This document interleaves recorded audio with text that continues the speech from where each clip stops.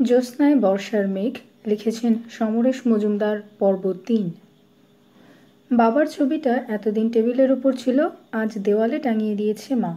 হেমন্ত আর বসন্ত ছুটে এসে খবরটা দিল, যেন একটা বিশাল কাজ হয়েছে আজ বাড়িতে। হাত মুখ ধোয়ার পর দুই ভাই আবার কাছে এলো। বসন্ত বলল, মা জিজ্ঞাসা করেছে চা খাবি? অবন্তী মাথা নেড়ে না বলল। বসন্ত ছুটে গেল মাকে খবরটা পৌঁছে দিতে। হেমন্ত কাছে এলো একা হতেই। এই দিদি, একটা ফুল প্যান্ট কিনে দিবি? কেন, তুই তো হাফ প্যান্ট পরিস। কিন্তু আমার বন্ধুদের সবাই ফুল প্যান্ট কিনেছে, টেরিকটের। ঠিক আছে, মাইনে পেলে মাকে বলবো। মা দেবেন না বলেছে। মা না বললে আমি কি করে দেব? তুই তো চাকরি করিস। ভাইয়ের দিকে অবাক হয়ে তাকালো অবন্তী, তারপর হাসলো। মাকে বুঝিয়ে বলবো, মা তো আমাদের সবার থেকে বড়, ওর কথা শুনতে হবে। কাজ হলো? মা ঘরে ঢুকলো। কাজ? ওভারটাইম করতে গিয়েছিলি তো, কত দেবে? আমি ওভারটাইম করতে যাইনি। কলকাতায় গিয়েছিলি তো। তোমায় কে বলল? কেউ বলেছে। ভগবান চোখ দিয়েছে, সেই চোখ দিয়ে যা দেখে তা তুই আটকাবি কি করে? বাড়ি এসে বলে গেল তুই ছুটির দিনে কলকাতায় বেড়াতে গিয়েছিস। বেড়াতে গিয়েছি? না তো কি, নিশ্চয়ই সিনেমা দেখেছিস, রেস্টুরেন্টে খেয়েছিস, তাই বাড়ি ফিরে আমার হাতের চা মুখে রুচল না। মা যেমন এসেছিল তেমনি বেরিয়ে এলো ঘর থেকে। অবন্তী কথাটা বলবো বলবো করেও বলতে পারল না। সে কলকাতায় গিয়ে থাকবে এই সিদ্ধান্ত নিয়েছে শুনলেই মা কুরুক্ষেত্র বাঁধাবে। কথাটা বলতেই হবে, তবে আজ রাতে নয়, তাহলে রাতের ঘুম নষ্ট হবে। কিন্তু সে কলকাতায় গিয়েছে এই খবর যদি কেউ মাকে দিয়ে যায়, তাহলে অবশ্যই বলেছে স্বর্ণেন্দুর সঙ্গে ছিল। স্বর্ণেন্দুকে সে না চিনলেও চেহারায় বর্ণনায় মায়ের বুঝতে অসুবিধা হবে না। কিন্তু মা একবারও স্বর্ণেন্দুর কথা জিজ্ঞাসা করল না। কেন? সে নিশ্চয়ই একা সিনেমা দেখতে বা রেস্টুরেন্টে যায়নি। ওই কথাগুলো বলে মা কি বুঝিয়ে দিল স্বর্ণেন্দুর কথা তার জানা? অবন্তীর মনে হলো মা যেন দিন দিন বেশি পেঁচানো হয়ে যাচ্ছে। এতদিন মনে যা আসতো তাই বলে ফেলতো, এখন। এই দিদি, কি খেলি রে? চমকে তাকালো অবন্তী হেমন্তর দিকে। বসন্ত জিজ্ঞাসা করলো, মাংস? তোদের মাংস খেতে ইচ্ছে করছে? হ্যাঁ, দুই ভাই একসঙ্গে বলে উঠল। ঠিক আছে, কাল রবিবার, মাকে বলবো মাংস রাঁধতে। রাতের খাওয়া শেষ হলে মা বলল, তোকে একটা কথা বলবো। বলো। যেদিন ট্রেন বন্ধ ছিল সেদিন খুব কষ্ট হয়েছিল না? মায়ের গলা এখন অনেক নরম। অবাক হলো অবন্তী, সে জবাব দিল না। এই গলায় কথা বলছে কেন মা? অনেক দিন তো বলে না। আচ্ছা, তোর এখান থেকে যাতায়াত করতে তো প্রায় 10 টাকা খরচ হয়ে যায়, তার উপর পরিশ্রম তো কম হয় না। আমি ভাবছিলাম যদি কলকাতায় সস্তায় থাকার ব্যবস্থা করা যায় তাহলে সবচেয়ে ভালো হতো। কলকাতায় থাকবো? হাঁ হয়ে গেল অবন্তী। খোঁজ নিয়ে দেখ না, যদি সস্তায় পাওয়া যায়। তোর অফিসের মেয়েরা তো খবর দিতে পারে। এখন একটু অসুবিধা হবে, কিন্তু তোর মাইনে বাড়লে সেটা ঠিক হয়ে যাবে। আমি তাহলে পুরো মাইনের টাকা তোমাকে দিতে পারবো না। সেই টাকা থেকে তোকে রোজ 10 টাকা দিতে হবে, তাই না? তারপর হঠাৎ যদি অসুখ করে যায়, ধকল সইতে না পেরে, তখন? তুমি বলছো যখন, তখন খোঁজ করব। সত্যি খুব কষ্ট হচ্ছে মা। ফেরার সময় যেন রাস্তাটা শেষ হতেই চায় না। বেশিরভাগ দিন অনেকক্ষণ দাঁড়িয়ে আসতে হয়। এটা হলে শুক্রবার রাতে আসবো, আবার সোমবার ফিরে যাব। অবন্তী হাত ছেড়ে বাঁচল। প্রত্যেক শুক্রবারে আসার দরকার কি? 8 বারের গাড়ি ভাড়া কি কম? তাছাড়া সারা সপ্তাহের কাপড় জামা কাছাকাছি আছে না? তুই যে হপ্তাহে মাইনে পাবি সেই সপ্তাহে এসে টাকা দিয়ে যাস। মাসে একবার? আর পরপর ছুটি পেলে আলাদা কথা। আমার সেই মাসতুতো বোনের ঠিকানাটা তোকে দিয়ে দেব। রবিবারে ওর বাড়িতে যাস, কেমন? শুয়ে পড়। মা আলো নিভিয়ে দিল। প্রথমে খুব আনন্দ হচ্ছিল, ভয় থেকে মুক্তির আনন্দ। সে কলকাতায় পেইং গেস্ট হয়ে থাকবে খবরটা শুনলে মা ক্ষেপে লাল হয়ে যাবে বলে ভেবেছিল। পয়সা বাঁচাতে হাওড়া স্টেশন থেকে অফিসে হেঁটে যাওয়া আসা করতে যে উপদেশ দেয়, সে কিছুতেই থাকা খাওয়ার জন্য অত টাকা খরচ করে কলকাতায় থাকা বরদাস্ত করবে না। কিন্তু এ কী হলো, মা এমন পাল্টে গেল কি করে? অন্ধকার ঘরে শুয়ে ভাবছিল অবন্তী। প্রতি সপ্তাহে সে আসতে পারবে না। ছুটির দিনেও কলকাতায় থাকতে হবে। বর্ধমানে এই বাড়িতে এলে যে স্বস্তি পাওয়া যায় সেটা হারিয়ে যাবে। এই বাড়ির প্রতিটি কোণে বাবার স্মৃতি আছে, সেই স্মৃতি থেকে দূরে সরে যেতে হবে তাকে। মন ক্রমশ বিষণ্ণ হলো। সেই সূত্রে চলে এলো স্বর্ণেন্দু। স্বর্ণেন্দুর সঙ্গে রোজ তো দেখা হবেই না, শনি রবিবারও নয়।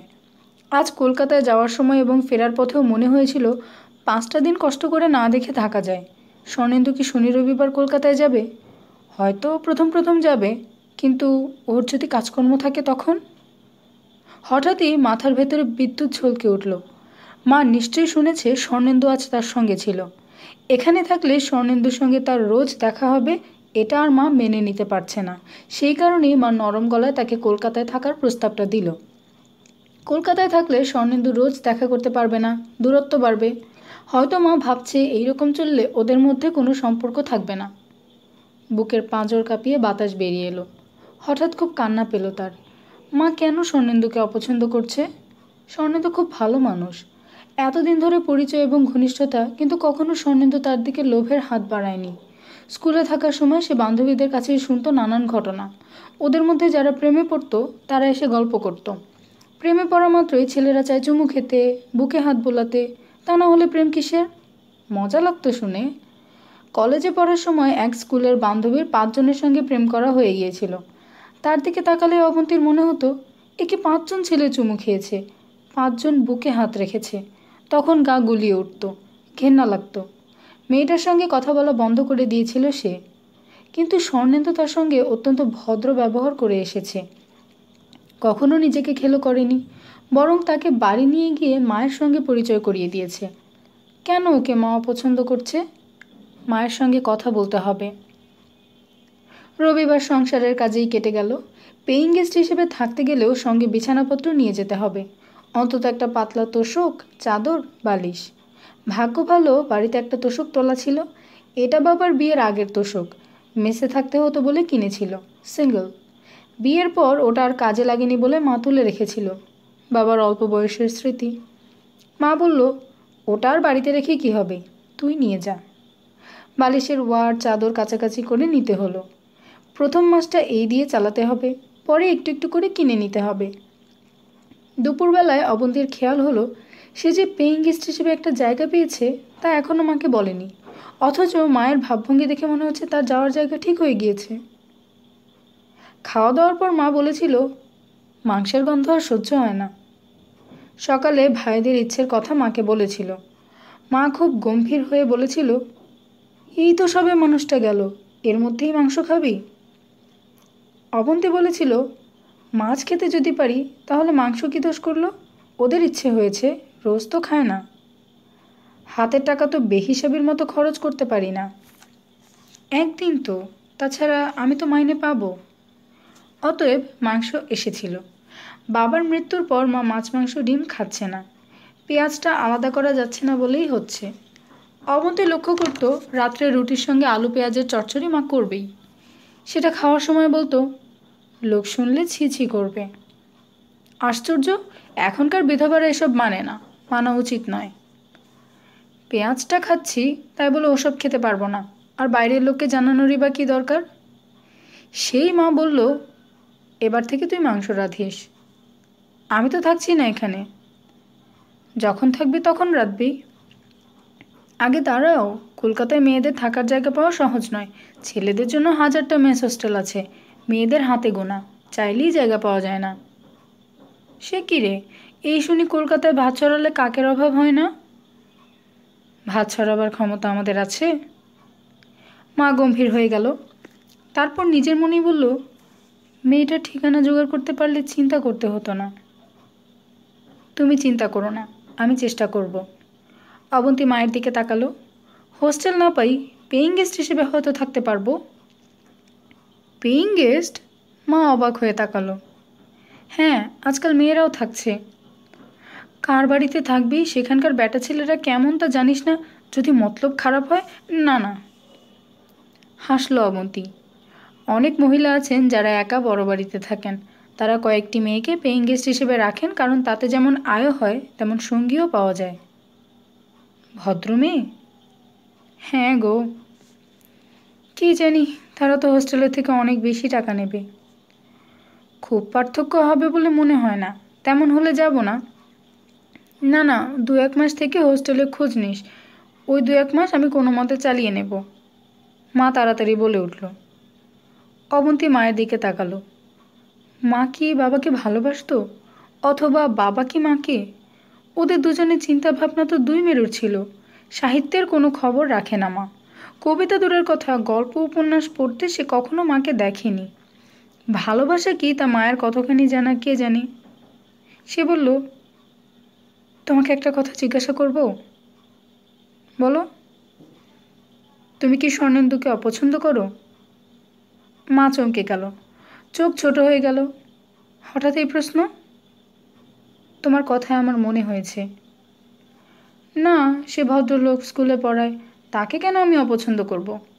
তবে হ্যাঁ, লোকে যদি অকথা বলে তাহলে সত্যি কথা বলতেই হয়। তুই কুমারী মেয়ে, মাথার উপর বাবা নেই। ছেলে মেয়ের মাথার উপর গার্জেন না থাকলে তাকে সবাই মাঠের ঘাস বলে মনে করে নেয়। যে কোনো গরু এসে নির্বিবাদে খেয়ে যেতে পারে।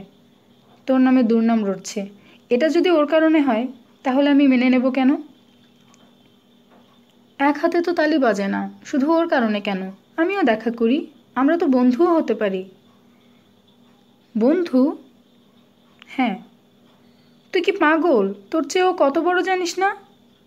বাহ, বড় হলে বন্ধুত্ব হতে পারে না? না, বন্ধুত্ব করতে হলে দুজনের মধ্যে কিছু কিছু মিল থাকতে হবে। তাছাড়া আমাদের সমাজে মেয়েরা পুরুষদের সঙ্গে বন্ধুত্ব করতে পারে না। সমাজ বলতে? তোর বাবার কাজের সময় যারা এসেছিলেন, বিয়ে থা ইত্যাদির সময় যাদের নেমন্তন্ন করা হয়, তাদের নিয়েই সমাজ। বাবা কিন্তু স্বর্ণেন্দুকে স্বীকার করে নিয়েছিল। কি স্বীকার করেছিল? তোর সঙ্গে টোটো করে ঘুরবে, সিনেমা দেখবে? বই পড়ে পড়ে বাস্তব বুদ্ধি চলে গিয়েছিল তার। তাছাড়া তখনকার সময় আর এখনকার সময় এক নয়। তোকে মনে রাখতে হবে তোর দুটো নাবালক ভাই আছে। কথাগুলো ক্রমশ বাঁকা পথ নিচ্ছে বলে আর কথা বাড়ালো না অবন্তী। আর একটু সময় যাক, মা নিশ্চয়ই ভুল বুঝতে পারবে। 1 তারিখ মাইনে হলো। অবন্তী জানল প্রথম মাসে এত তাড়াতাড়ি কেউ মাইনে পায় না। এর সমস্ত কৃতিত্ব বলরামের। সেই তার বিল এজিতে পাঠিয়ে পাশ করিয়ে নিয়ে এসেছে। 10 দিনের মাইনে পাওয়া গেল। পরের দিন শনিবার। স্টেশনে স্বর্ণেন্দু ছিল। আগামীকাল তার পেইং গেস্ট হিসেবে যাওয়ার কথা। ভদ্রমহিলা বলেছিলেন 1 তারিখের মধ্যে জানাতে। সেটা মনে ছিল না। অবন্তী বলল, কি হবে? স্বর্ণেন্দু বলল, কিছু হবে না। আমি দুপুরে কলকাতায় গিয়েছিলাম, বাকিটা ভদ্রমহিলাকে দিয়ে এসেছি। এই নাও রসিদ। রসিদটা হাতে নিয়ে অবন্তী বলল, আশ্চর্য, তুমি আমার সঙ্গে হাওড়া স্টেশনে দেখা করলে না কেন? আমি একা ছিলাম না, দুজন মাস্টারমশাই ছিলেন। আমরা বোর্ডের অফিসে কাজে গিয়েছিলাম। তাহলে কাল কখন যাবে? সেদিনের মতো গেলেই হয়, স্বর্ণেন্দু বলল। আমার খুব খারাপ লাগছে, যেতে ইচ্ছে করছে না। মন শক্ত করো, শরীরের জন্যই তোমাকে যেতে হচ্ছে। কিন্তু কথা দাও, প্রত্যেক শনি রবি তুমি ওখানে যাবে। 2 দিন যাওয়া একটু মুশকিল। না, 2 দিন। বাচ্চা মেয়ের মতো মুখ করেছিল অবন্তী। স্বর্ণেন্দু হেসে ফেলল। অবন্তী বলল, জানি তুমি তো হাসবেই। আমি আউট অফ সাইট হলেই তোমার আউট অফ মাইন্ড হয়ে যাব। তাই? না তো কি, আমি চলে যাচ্ছি অথচ তোমার একটু কষ্ট হচ্ছে না? কি করলে সেটা বুঝবে? অবন্তী নিঃশ্বাস ফেলেছিল। কাল ওই একই ট্রেনে যাব। বাড়িতে ফিরে এসে অবাক হয়েছিল সে।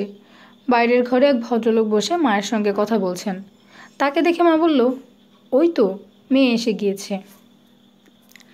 লোকটা মোটাসোটা, মুখটা বড়, থলথলে। আপনি অবন্তী চ্যাটার্জি? হ্যাঁ। সরকারি চাকরি করছেন? হ্যাঁ। ভালো, আমি থানা থেকে আসছি। আপনার পুলিশ ভেরিফিকেশন রিপোর্ট আমাকে পাঠাতে হবে। ও, আগে আমরা রিপোর্ট না পাঠালে চাকরিতে যোগ দিতে দেওয়া হতো না। আজকাল হচ্ছে। তবে আমরা রিপোর্ট খারাপ দিলে চাকরিটা টেম্পোরারি থেকে পার্মানেন্ট হচ্ছে না। তাহলে? ওই টার্মিনেট করে দিচ্ছে, আবার বেকার হয়ে যেতে হচ্ছে। ও, আপনি এখানকার কলেজেই পড়তেন? হ্যাঁ। ছাত্র রাজনীতি করতেন? না। আরে ভয় নেই, বলুন না। একসময় প্রফুল্ল সেনের আমলেও এসএফআই করলে চাকরি চলে যেত।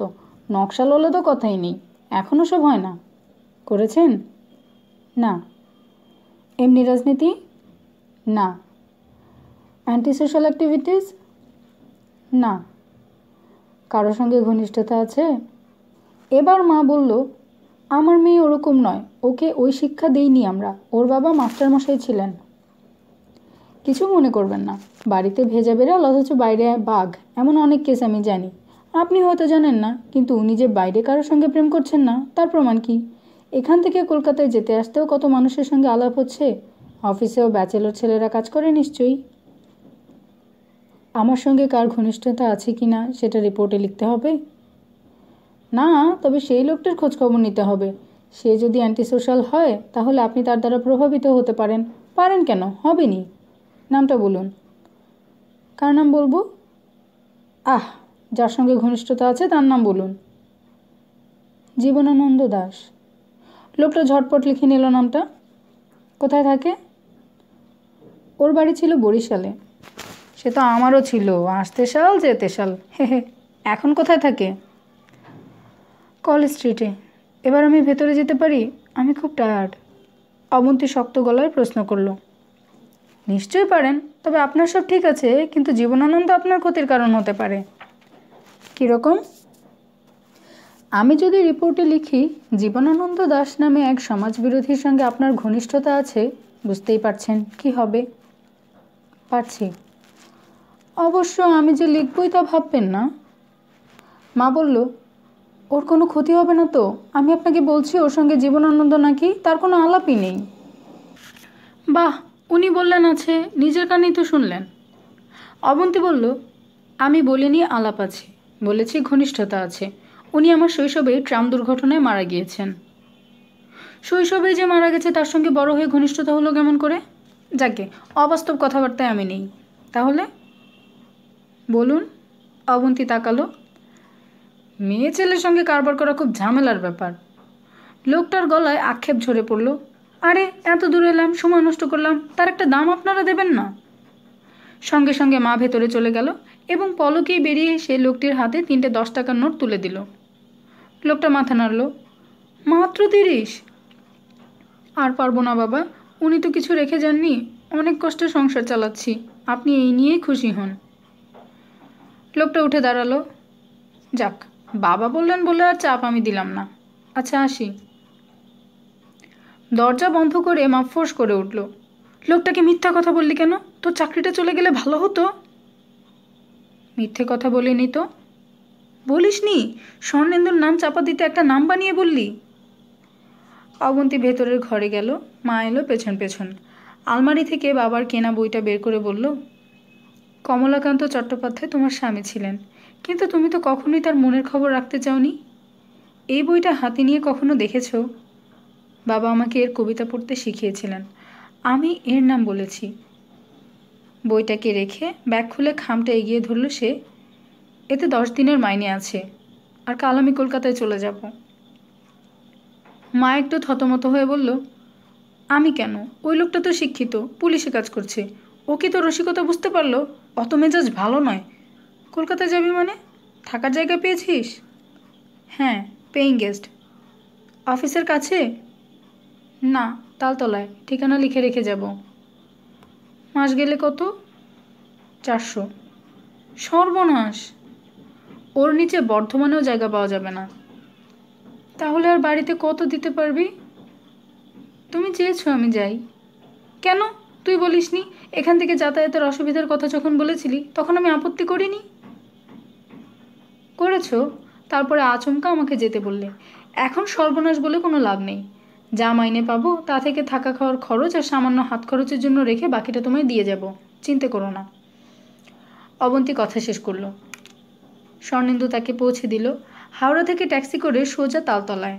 বলল, আমার তো ওপরে যাওয়া নিষেধ, আমি এখানে বসছি, তুমি ওপরে গিয়ে আরেকবার চেক করো। যদি কোনো জিনিস নিয়ে আসতে ভুলে গিয়ে থাকো তো বলো, এনে দিচ্ছি। এ বাড়িতে চাকর নেই, কাজের জন্য 2টো প্রৌঢ়া আছে। তাদের সাহায্যে জিনিসগুলো নিয়ে উপরে এসে অবন্তী দেখল ভদ্রমহিলা দরজার সামনে দাঁড়িয়ে আছেন। ওয়েলকাম, এই তোমার ঘর, পাশেরটায় আমি থাকি। মন ভালো না থাকলে মাঝে মাঝে আমার সঙ্গে গল্প করতে আসবে। আপত্তি আছে?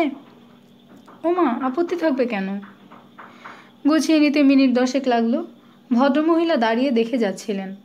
হঠাৎ নিচু গলায় বললেন, ওপাশের ঘরে 4 জন আছে, কথা বললে বলো, তবে বেশি মাখামাখি করো না। ওরাও কি 400 দেয়? না না, একটা ঘর 2 জন শেয়ার করে বলে 50 কম দেয়। ওখানে খালি হওয়ার কোনো চান্স নেই? কেন? তুমি সিঙ্গেল রুম পেয়েছো, ভালোই তো।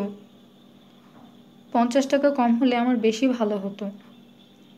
ভদ্রমহিলা কাঁধ ঝাঁকিয়ে বেরিয়ে গেলেন ঘর থেকে। অবন্তী তার নিয়ে আসা জিনিসগুলো দেখতে গিয়ে আবিষ্কার করলো পেস্ট আনা হয়নি। বাড়িতে তার আলাদা পেস্ট ছিল না। পেস্ট দরকার আর একটা তালা। যখন থাকবে না তখন নিশ্চয়ই তালা দিতে হবে। নিচে নেমে দেখলো স্বর্ণেন্দুর সামনে ভদ্রমহিলা গম্ভীর মুখে বসে আছে। কিছু লাগবে? স্বর্ণেন্দু উঠে দাঁড়ালো। মাথা নাড়ল অবন্তী। পেস্ট নিয়ে আসিনি। আচ্ছা, দরজায় কি তালা দেব? মানে যখন অফিসে যাব? তালা দিলে আমার কোনো দায়িত্ব থাকে না। তাহলে একটা ছোট তালা। কি পেস্ট ব্যবহার করো? নিম। স্বর্ণেন্দু জিনিস দুটো দিয়ে চলে গেল। ওদের স্কুলে ফোন আছে, নাম্বারটা অবন্তীর জানা। খুব দরকার হলে অবন্তী যেন ফোন করে। সামনের শনিবার স্বর্ণেন্দু দেখা করতে আসবে। এইসব কথা বলার সময় অবন্তীর মনেই হলো না যে স্বর্ণেন্দু কষ্ট পাচ্ছে। পুরুষ মানুষরা বোধহয় এমন নির্মম হয়। সঙ্গে সঙ্গে বাবার মুখ মনে এলো। বিছানায় শুয়ে চোখ বন্ধ করলো অবন্তী। নির্মমিত, নইলে বাবা কেন চলে গেল? আসবো? গলা শুনে দরজার দিকে তাকালো অবন্তী। ঝট করে চোখের কোণ মুছে উঠে বসলো। আসুন। মন খারাপ লাগছে? দুজনের মধ্যে যিনি বয়স্কা তিনি প্রশ্ন করলেন। একটু। এই প্রথম বাড়ির বাইরে থাকা? হ্যাঁ। আমার নাম আশোকা, আমি স্কুলে পড়াই। আর এ হলো বিপাশা, ও এমএ পড়ছে। আমি অবন্তী, সবে সরকারি চাকরি পেয়েছি, বর্ধমানে বাড়ি। বসুন। অশোকা জিজ্ঞাসা করলেন, ওখান থেকে তো অনেকেই চাকরি করতে আসে।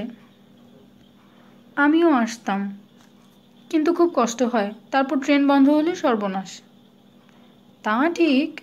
বিপাশা বলল, বাস বন্ধ হলে ইউনিভার্সিটি থেকে ফিরতে চোখে সর্ষে ফুল দেখি।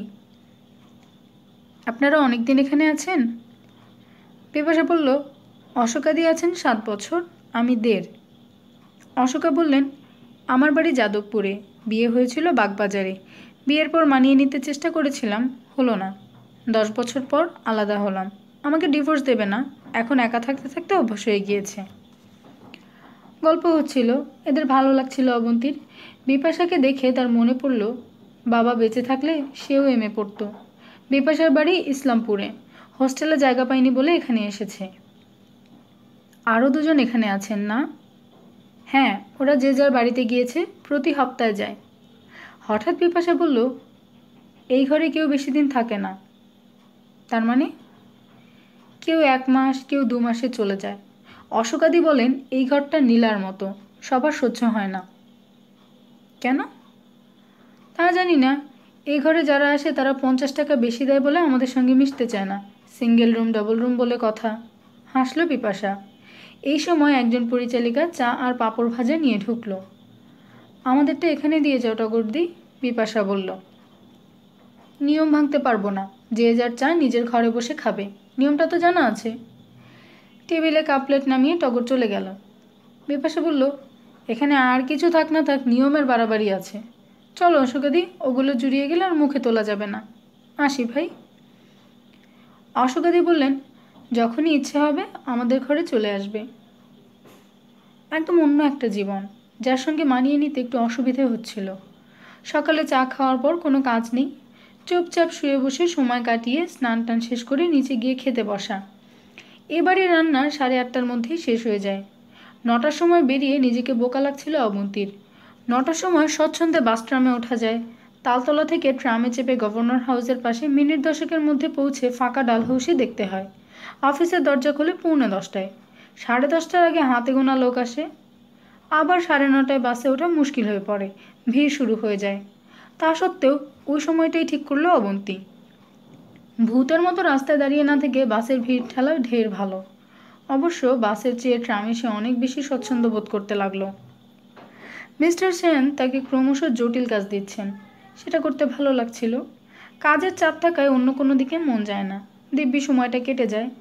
টিফিনের সময় মেয়েদের ক্যান্টিনে গেলে এ কারণে নানা কথা শুনতে হয়েছে তাকে। একজন বললেন, সরকারি অফিসে ঢুকে যদি ভাবো কাজ দেখালে খুব তাড়াতাড়ি প্রমোশন পাবে, তাহলে তুমি মূর্খের স্বর্গে বাস করছো। আমি কোনো কিছু পাওয়ার জন্য কাজ করছি না। ও মা, এ যে সন্ন্যাসিনী, মাইনেও নেবে না নাকি? আরেকজন হেসে উঠল। ওসব বড় বড় কথা প্রথম দিকে মুখ থেকে বের হয়। এই সময় একজন ভদ্রমহিলা ক্যান্টিনে ঢুকে সোজা কাউন্টারের সামনে চলে গিয়ে জিজ্ঞাসা করলেন, রাখাল, 100 টাকার ভাঙানি হবে? না দিদি, এখনও বিক্রি হয়নি তেমন। তোমার তো কখনোই বিক্রি হয় না। ভদ্রমহিলা চলে গেলেন। অবন্তী দেখল সবাই কথা বন্ধ করে দৃশ্যটা দেখল। যে ভদ্রমহিলাকে বেঞ্চিতে ঘুমোতে দেখে প্রায়ই, তিনি বললেন, কপাল করে এসেছে। যিনি অবন্তীকে ঠেস দিয়ে কথা বলেছিলেন তিনি বললেন, ঘেন্নায় শরীর রি রি করে। ঘুম ঘুম মহিলা বললেন, তাতে কোনো লাভ নেই, শাড়িখানা দেখেছো, মিনিমাম 700। অতই যখন শখ, তুমি ওকে ফলো করো, করতে পারবে। আর হয় না, সংসারের জন্য খেটে খেটে ছিবড়ে হয়ে গেছি। ওদের কথাবার্তায় অবন্তী জানতে পারল ভদ্রমহিলার নাম রানু রায়। এই অফিসের টেলিফোন অপারেটর।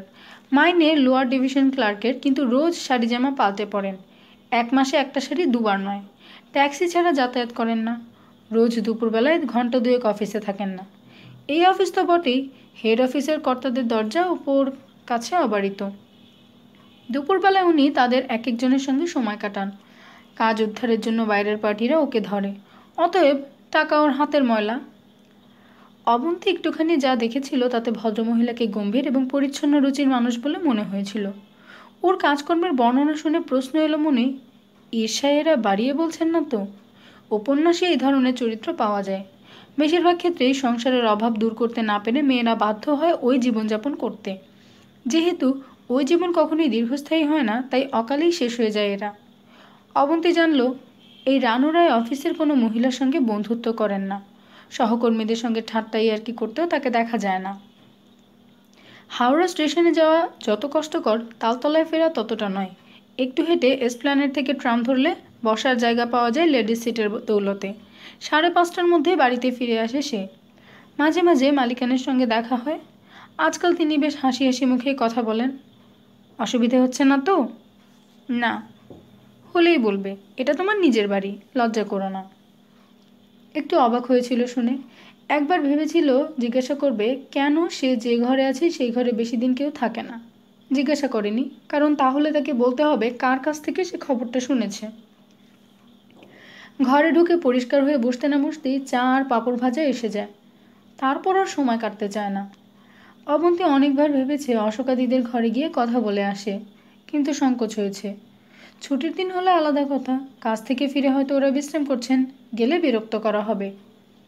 কিন্তু এই ভেবে বোবা হয়ে থাকতে থাকতে ক্রমশ একটা অভ্যাস তৈরি হয়ে যাচ্ছিল, যেটা পরবর্তী জীবনে আষ্টেপৃষ্ঠে বেঁধে ফেলেছিল তাকে। প্রথম শনিবারে ঠিক সময়ে তৈরি ছিল অবন্তী। খবর পাওয়া মাত্র নিচে এসে দেখল মালিকানের সামনে স্বর্ণেন্দু বসে আছে। তাকে দেখে মালিকান বললেন, অবন্তী, এই ভদ্রলোককে বলেছি এখানে না এসে অন্য জায়গায় তোমার সঙ্গে অ্যাপয়েন্টমেন্ট করতে। উনি এসে তোমাকে নিয়ে বেরিয়ে গেলে পাড়ার মানুষ কৌতূহলী হবেই। তুমি বুঝতে পারছো? ঠিক আছে। আচ্ছা, আসুন আপনারা। গলি থেকে বড় রাস্তায় আসার সময় অবন্তী লক্ষ্য করলো, কিন্তু কোনো কৌতূহলী মুখ দেখতে পেল না। সে বলল, এত গার্জেনগিরি আমার ভালো লাগে না, আমি যেন বাচ্চা মেয়ে। স্বর্ণেন্দু হাসল। ছেড়ে দাও, কেমন আছো বলো। ভালো না। কি অসুবিধে হচ্ছে? তুমি বুঝবে না। বুঝিয়ে বললে বুঝবো না কেন? তোমার কি, তুমি বাড়িতে আছো, স্কুল করছো, কোনো চিন্তাভাবনা নেই। আমার কিভাবে দিন কাটছে তা ভেবেছ? স্বর্ণেন্দু গম্ভীর হলো। দেখো, তুমি হোস্টেলে আছো না তোমার বাড়িতে, তাতে আমার অবস্থার তো হেরফের হচ্ছে না। এখানে যেমন তোমার অনেক নিষেধাজ্ঞা আছে, বাড়িতেও তেমনি। তোমার সম্পর্কে ভেবে সক্রিয় হতে পারি যখন তুমি আমার বাড়িতে আসবে। তোমার বাড়িতে?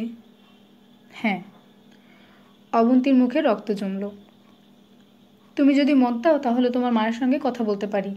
কি, রাজি আছো? স্বর্ণেন্দু তাকালো। এখনই না।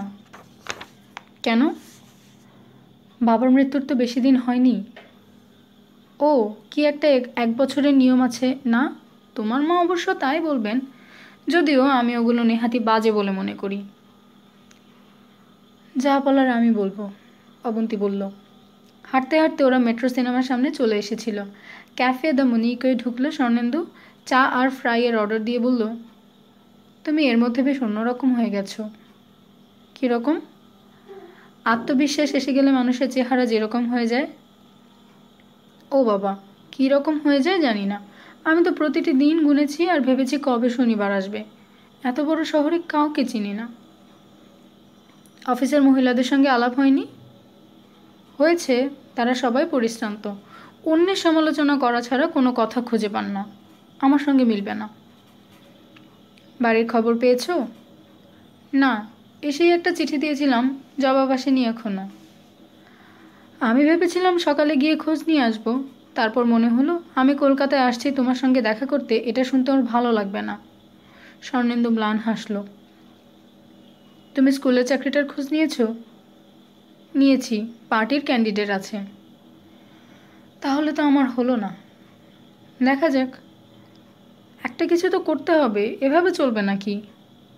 কেন? আশ্চর্য, বিয়ের পর আমি কলকাতায় একা থাকবো নাকি? একা থাকবে কেন? দেখো, ভাইরা যতদিন রোজগার না করছে ততদিন আমাকে চাকরি করতেই হবে। বর্ধমান থেকে ডেইলি প্যাসেঞ্জারই করতে পারবো না। তাহলে বিয়ের পর আমাদের আলাদা থাকতে হয়। হ্যাঁ, তোমার একটা চাকরি ওখানে পাওয়া দরকার। আর নয়তো আমি কলকাতায় চলে আসি, এখান থেকে বর্ধমানে যাতায়াত করব। অনেকেই তো করে। হাত জোর করলো অবন্তী। মাপ করো, সকাল 7টায় বেরিয়ে যাবে, ফিরবে রাত 9টায়, এসে মরার মতো ঘুমোবে। এরকম জীবন আমার চাই না। কথা হলো অনেক, কিন্তু কোনো সমাধানে আসা গেল না। সমাধান একটাই, হয় অবন্তীকে বর্ধমানে চাকরি পেতে হবে, নয় স্বর্ণেন্দু কলকাতায় চাকরি খুঁজে নেবে। এই দুটো যেন সুদূরের। যাওয়ার সময় স্বর্ণেন্দু বলল, কাল 2:30টার সময় মেট্রোর সামনে এসো, এই সিনেমাটা দেখব। তুমি কাল আসবে? সত্যি? বাহ, তাই তো কথা ছিল। আগাম টিকিট কেটে একটা সে অবন্তীর হাতে দিল। বাইরে দাঁড়াবার দরকার নেই। ঘরে ফিরে এসে অবন্তীর মনে হলো সে স্বর্ণেন্দুর উপর একটু বেশি চাপ দিচ্ছে। যে কোনো মানুষ পরপর 2 দিন বর্ধমান থেকে কলকাতায় এসে ক্লান্ত হবেই। তাছাড়া ছুটির দিনেও নিজের কিছু কাজকর্ম থাকতে পারে। পরের দিন ছবি দেখে বেরিয়ে অবন্তী বলল, শোনো, সামনের শনিবার তুমি এসো না। কেন? কোনো কারণ নেই। তুমি রবিবারে এসো, সকাল সকাল, ধরো 11টার মধ্যে এখানে, এই মেট্রো সিনেমার সামনে। আমরা বাইরে খাবো, একটু ঘুরবো। শনিবার তুমি অন্য কাজ করো। তুমি রাগ করে বলছো না তো? আশ্চর্য, তুমি সবসময় আমাকে রাখতেই দেখো না। শনিবার তুমি কি করবে? দেখি। ও হ্যাঁ, আমাকে কয়েকটা বই এনে দেবে। কি বই? যে কোনো মোটা উপন্যাস আর জীবনানন্দ দাশের শ্রেষ্ঠ কবিতা। সামনের রবিবারে মনে করে নিয়ে এসো, হ্যাঁ? ঘরের তালা খুলছিল। বিপাশা ডাকলো, অবন্তী, কোনো কাজ না থাকলে এসো না। অবন্তী হাসলো। ওদের ঘরে ঢুকে দেখলো অশোকাদি খাতা দেখছেন। ওকে দেখে অশোকাদি উঠে বসলেন। এসো এসো, আমি আপনার কাজের ব্যাঘাত করলাম না তো? আরে না না, বসো। বেরিয়েছিলে? হ্যাঁ, সিনেমায় গিয়েছিলাম। অবন্তী বসলো। বিপাশা চোখ বড় করলো। তোমার তো সাহস খুব, একা একা সিনেমায় গিয়েছিলে। অবন্তী খাতাগুলো দেখল। আপনাকে দেখে বাবার কথা মনে পড়ছে। বাবা ওরকম গাদা গাদা খাতা বাড়িতে নিয়ে আসতো। উনি শিক্ষক ছিলেন বুঝি? বিপাশা জিজ্ঞাসা করল। হ্যাঁ, ইংরেজি পড়াতেন, কিন্তু বাংলা সাহিত্য নখদর্পণে ছিল। তুমি নিশ্চয়ই কিছুটা পেয়েছ? অশোকাদি জিজ্ঞাসা করলেন।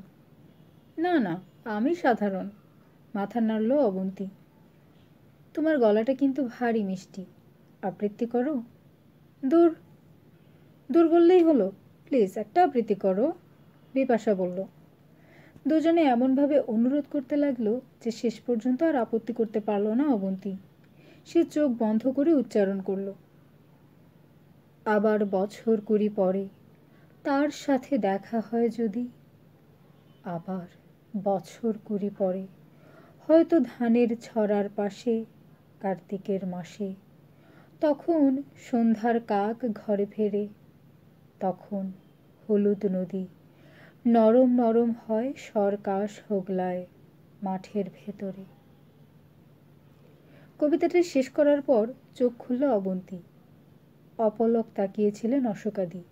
বিপাশা হাততালি দিয়ে বলল, অপূর্ব অপূর্ব, তোমাকে আমাদের ইউনিভার্সিটিতে আবৃত্তি করতে ডাকবো।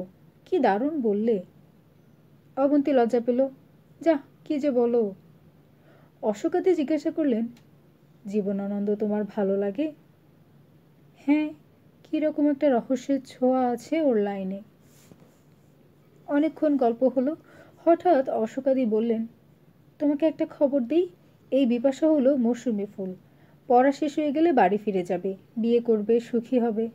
আমাকে তোমাকে তো যতদিন চাকরি করবো এরকম জায়গায় থাকতে হবে। সরকার একটা ওয়ার্কিং উইমেন হোস্টেল তৈরি করেছেন, আমি দরখাস্ত করছি, তুমি চাইলে করতে পারো। সেখানে তো প্রচুর দরখাস্ত পড়বে, আমি কি পাবো? দেখো, লটারি হবে, কপাল ভালো হলে পেয়ে যাবে। আবেদন করতে দোষ কি? কোথায় আবেদন করতে হবে? আমি সব খবর নিয়ে তোমাকে জানাবো। বিপাশা বলল, তোমাদের এই কথাবার্তা শুনলে বাঘিনী খেপে যাবে। অবন্তী অবাক হলো। বাঘিনী? বিপাশা বলল, হুঙ্কার শোনো না, এখানে এই চলবে না, ওই চলবে না। আমরা যে ভদ্র পরিবার থেকে এসেছি তাই উনি ভুলে যান। অশোকাদি বললেন, আসলে এসব করে কারণ ওর বাজে অভিজ্ঞতা আছে। কয়েক বছর আগে পাশের ঘরে দুটি মেয়ে থাকতো, তারা রাত দুপুরে বাড়ি ফিরত, দুপুর অবধি ঘুমাতো, উল্টোপাল্টা ফোন আসতো। শেষ পর্যন্ত পুলিশ এলো, ওদের ধরে নিয়ে গেল। তারপর থেকে এইসব নিয়ম চালু করেছে। মাইনে পেয়ে বর্ধমান রওনা হলো অবন্তী। সকালে মালিকানকে বলেছিল কথাটা। ভদ্রমহিলা গম্ভীর হয়ে বলেছিলেন, তাহলে তোমার 5টা মিল বাদ যাবে। 5টা কেন? আজ রাত্রে খাচ্ছি না, শনি রবি 4টে আর সোমবার সকালেরটা ধরলে 6টা। অবন্তী প্রতিবাদ করল, আজ রাত্রের বাজার হয়ে গিয়েছে, তুমি যদি গত রাত্রে বলতে তাহলে 6টা হতো। ভুল ধরার চেষ্টা করো না। তর্ক করে লাভ নেই। এই বাড়িতে থাকার সবচেয়ে ভালো দিক হলো নিরাপত্তা। কলকাতা শহরে সেটা সবচেয়ে আগে দরকার। মিস্টার সেনকে বলে সে দুপুরের পরই স্টেশনে ছুটেছিল। একবার ভেবেছিল দুটো ভাই আর মায়ের জন্য কিছু কিনে নেবে, কিন্তু তারপরে মনে হয়েছিল পুরো টাকা মায়ের হাতে তুলে দিলে মা বেশি খুশি হবে। বিকেলবেলায় বর্ধমানে পৌঁছে ও একটু হতাশ হলো। স্বর্ণেন্দু জানে সে আজ আসছে, কিন্তু গত সপ্তাহে ওকে বলা হয়নি কখন আসবে। স্বাভাবিকভাবে ও সন্ধ্যার পরেই স্টেশনে আসবে। আসলে এতগুলো টাকা নিয়ে অফিস টাইমের ভিড়েও ট্রেনে উঠতে চায়নি, কিন্তু এটা আগে মাথায় আসেনি। গলির মুখ থেকেই সে শুনতে পেল হেমন্ত চিৎকার করে বাড়ির দিকে ছুটছে, দিদি এসেছে, দিদি এসেছে। মা দরজা খুলল, একগাল হেসে বলল, আয়। ঘরে ঢুকে বাবার চেয়ারে ধপ করে বসে অবন্তী বলল, কেমন আছো? আছি, তুই দেখছি একটু মোটা হয়েছিস। মা তাকালো। আমি? সত্যি? কেন, জামা টাইট হচ্ছে না? কি জানি। ব্যাগ খুলে খামটা বের করলো। এই নাও। কি? মাইনের টাকা। বাবা, আসা মাত্র বের করে দিতে হলো, লোকে শুনলে বলবে কি? শুনছে তো এই দুটো বিচ্ছু। হেমন্ত বলল, এই দিদি, এবার আমাকে ফুল প্যান্ট কিনে দিবি? মা ধমকে উঠল, এই চুপ কর। খামটা নিল মা। ওখানে কি খেতে দিত? একবেলায় মাছ বা ডিম আর একবেলায় নিরামিষ। মাংস দেয় না? মাসে একদিন, 1 তারিখ রাত্রে। ও মা, আজই তো 1 তারিখ, তুই মাংস না খেয়ে এলি? তাহলে কাল আসতে হতো। এই যে তুই থাকছিস না, তার জন্য টাকা ফেরত দেবে?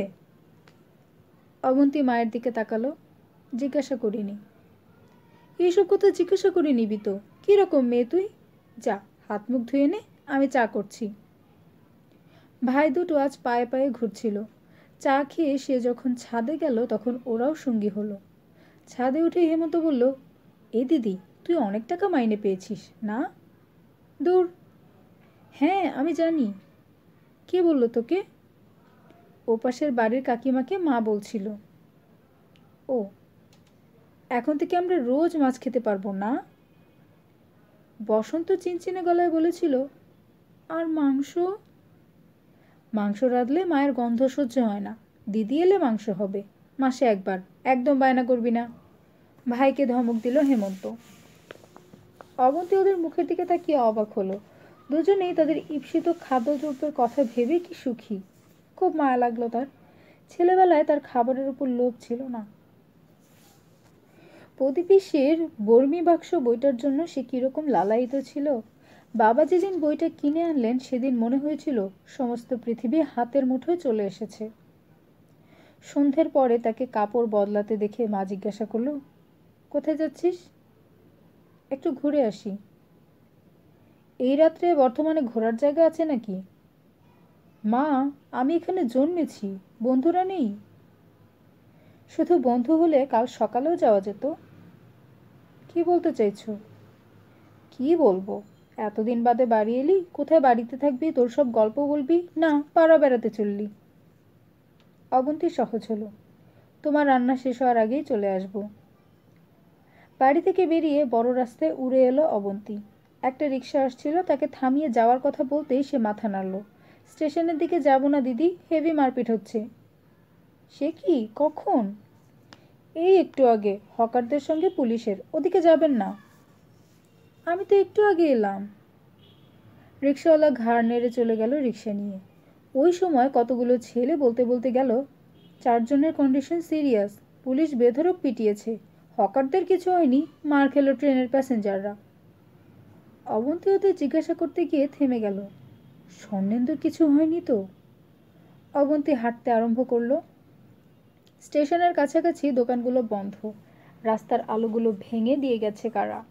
ট্রেনের যাত্রীরা হেঁটে আসছে মাথার ওপর দুহাত তুলে। পুলিশ গিজগিজ করছে। অবন্তী আরেকটু এগুলো।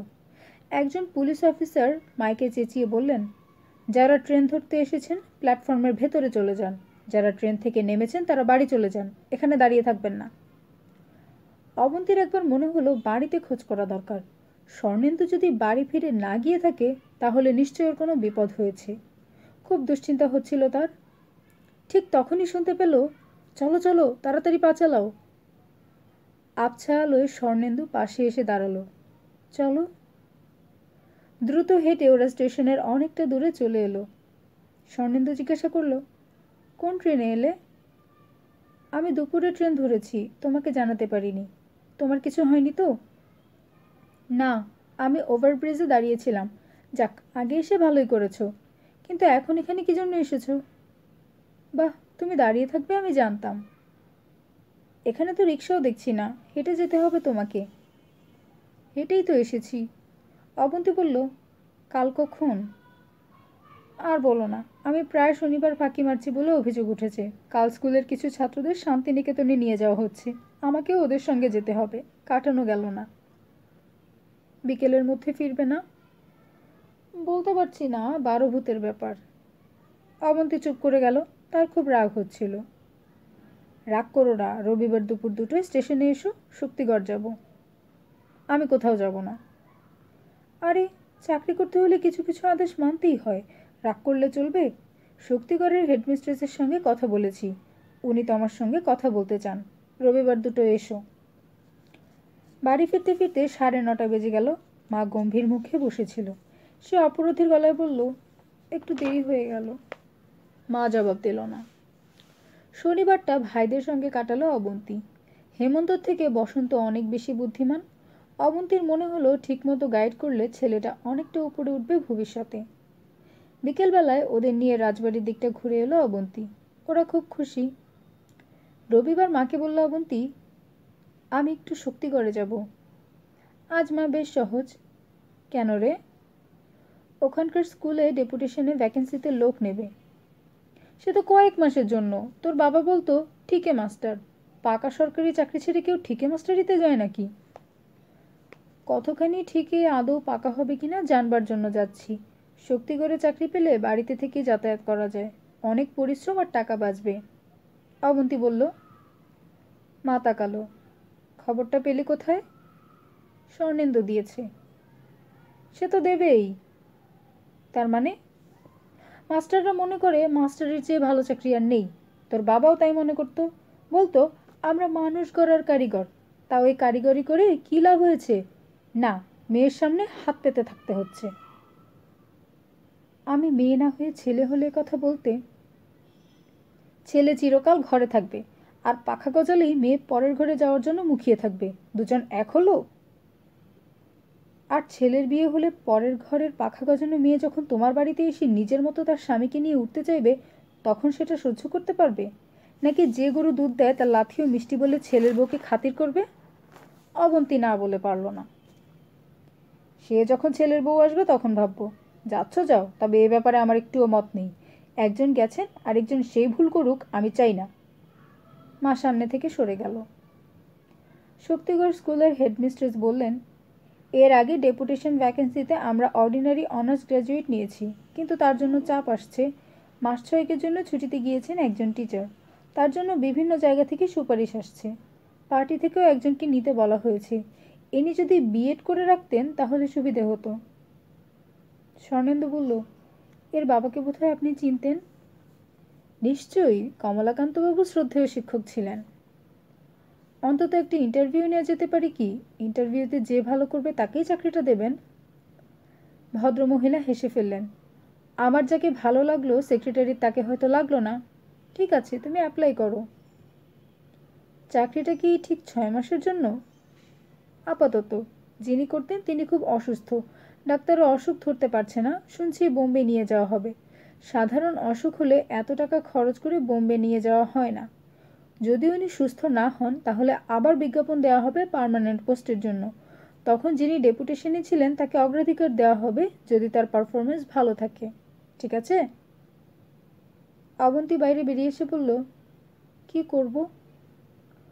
দরখাস্তটা কাল যাওয়ার সময় আমাকে দিয়ে যেও। যদি পার্টির ক্যান্ডিডেটকে শেষ পর্যন্ত না নেয় তাহলে? নিলে তো চুকে গেল। যদি আমাকে 6 মাসের জন্য করতে হয়? বোধহয় হবে না। তার মানে? ইনি বললেন না, আমি শুনেছি ভদ্রমহিলার ক্যান্সার হয়েছে। ও। হঠাৎ একটা খারাপ লাগা তৈরি হয়ে গেল। সে পাকা চাকরি চাইছে, তার চাওয়াটা পূর্ণ হবে যদি সত্যি ভদ্রমহিলা ক্যান্সারে মারা যান। হঠাৎ নিজেকে ছোট মনে হতে লাগলো তার। সে নিচু গলায় বলল, কারো সর্বনাশ, কারো পৌষ মাস। জীবনের এটাই নিয়ম, একজন সরে যায় বলেই আরেকজনের জায়গা হয়। এ নিয়ে মন খারাপ করো না। স্টেশনে দাঁড়িয়ে ওরা চা খেলো। স্বর্ণেন্দু জিজ্ঞাসা করলো, নতুন চাকরি কেমন লাগছে?